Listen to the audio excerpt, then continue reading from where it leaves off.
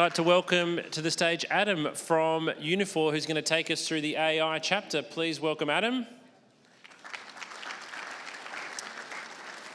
Now, Adam, as we sit down, working in AI, you must be the cool kid on the block at the moment. What's it like? Yeah, I know. It's been mentioned about 30 times, maybe more, 300 times to this point.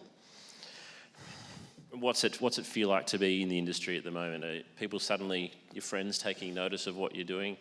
I think, you know, the launch and rise of ChatGPT has created, what's it created? It's created awareness that my mum sort of knows what I do, and probably 90% of the people in this room will now call themselves an expert. So everyone's an expert now.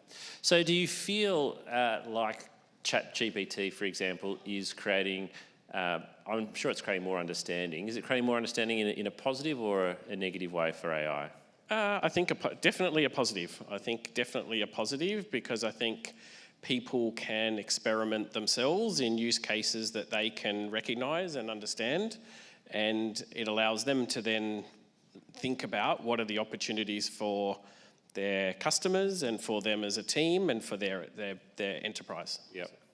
Well, getting into some of the results from the survey, we've seen a big increase from 34 to 44% over the last 12 months in contact centres that are using AI in some way. Mm-hmm. How are you seeing on the front line its usage being adopted, and how has it changed in particular over the last year? Yeah, like I think definitely seen it as the stats are telling us. It'll be very, very interesting to see what next year's data shows us. I think you're also seeing a rise of use of AI for different use cases.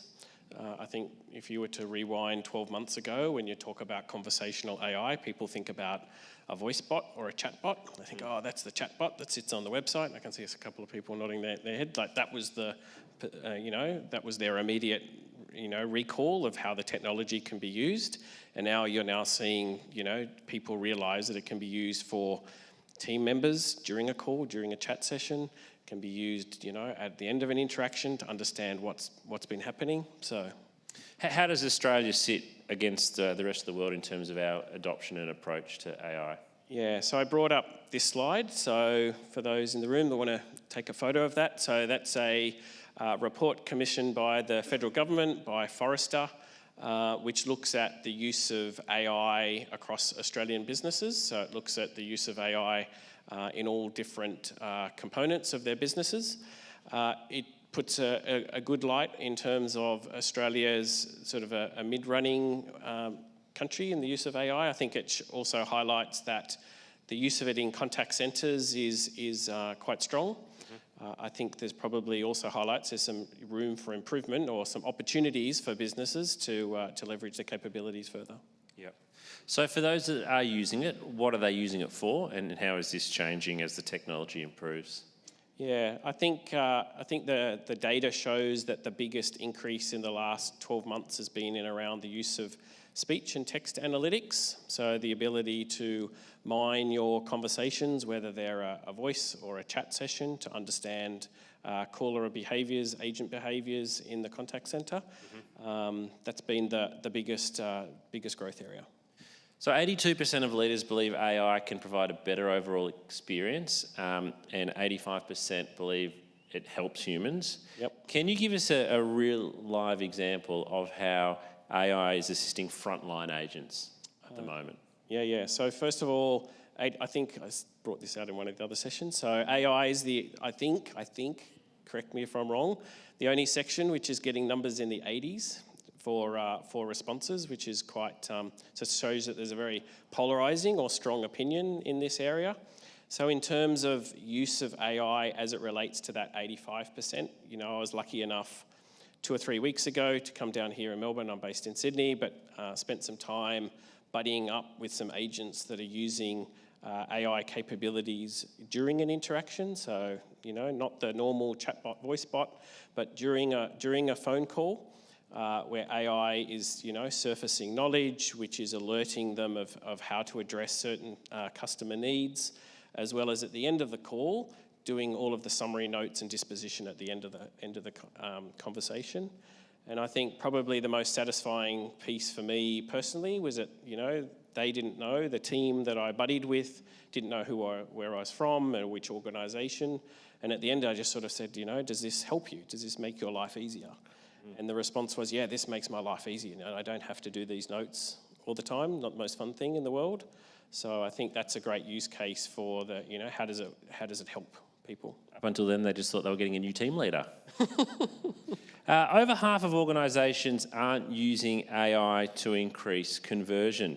Is this kind of going to be the next wave of what we start to see AI being used for? Yeah, I think probably the key thing is a lot of organisations use the post-conversation analytics to understand which are the best agents at being able to handle sort of challenges through a conversation as it relates to sales. I think you're going to see a lot more of that guided and augmented experience where you'll get the best behaviours and prompt it through a chat session or through a phone call. It's probably the biggest growth area, and then also understanding based on this, the type of customer, why they have made contact with you, what's their sentiment, are they happy, are they neutral, are they upset, what are the best offers to put forward to a customer. The data basically shows that for those that have implemented AI for uplift in revenue, they're achieving their results. Yep. So. Okay. Some good feedback here that suggests that AI assists contact centres in better allocating their resources.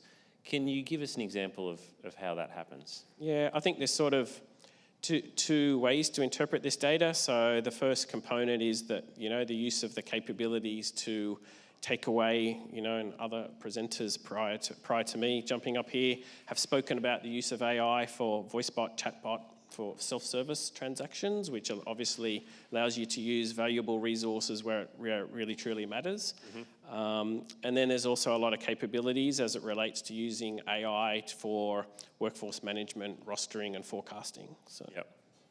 So a really strong finding on the screen now around how useful AI is, with the majority of contact centres saying that it either meets or exceeds expectations. We wouldn't have got this type of result to this question 2 or 3 years ago. Is it simply just because the product's maturing? Yeah, I think probably twofold. Obviously, capabilities and technology are maturing enormously.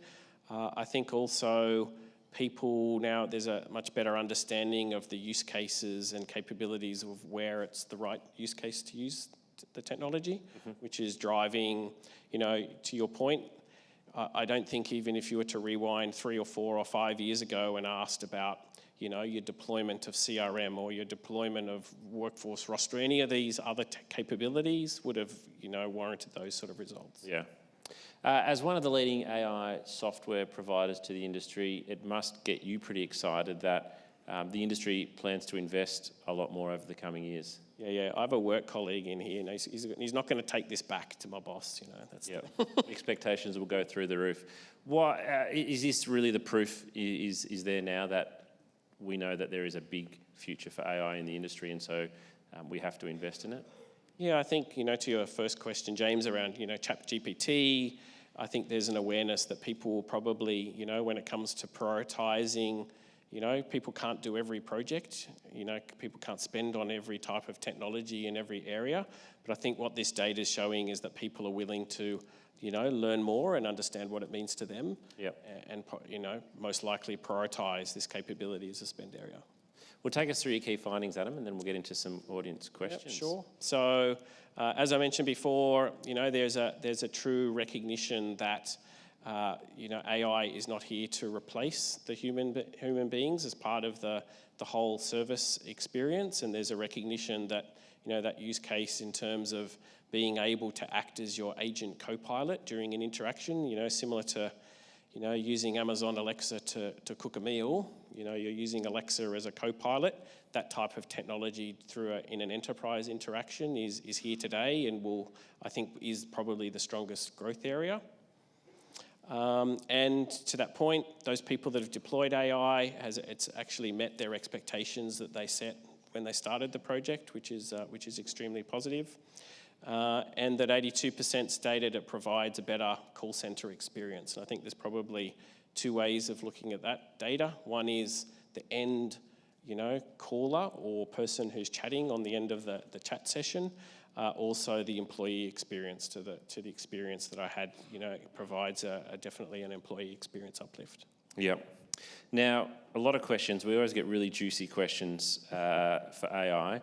Is there data to show customers trust AI? And if they know that a business is using AI, how does this influence the customer's perception of the brand or the business? That's a good question.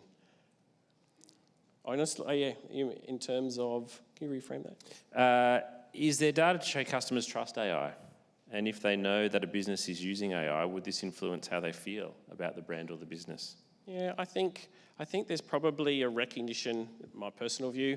I think I understand and recognise that all enterprises now use AI to a certain extent, and I think most people now understand probably through the use of AI through marketing or retargeting, and people realise, I was chatting to James about new cars, and funnily enough, now I've got an ad for a new Ford.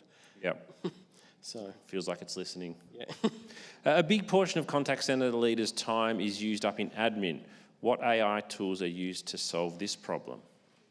In terms of producing reporting, I think there's probably a couple of different use cases that come as it relates to admin. Like, I think one component is the ability to use AI to automatically allocate the right training. I think there's going to be a following presentation as it relates to use of AI as it relates to training, which is obviously a growing area. And I think that's probably one of the big growth areas as well. Good question here. How do you manage privacy legislation regarding AI? Yeah, I think... that was a bit of an evil laugh, Adam. Yeah, I know. Yeah, it is a bit of an evil. I think probably the legislation's probably trying to catch up with the use of the technology. Yep. I think there's probably I think probably the use of AI for marketing has led the way, which has helped out a lot. Yep. Thank you, Adam. That was wonderful. Ladies and gentlemen, please put your hands together for Adam from Uniphore. Thank you.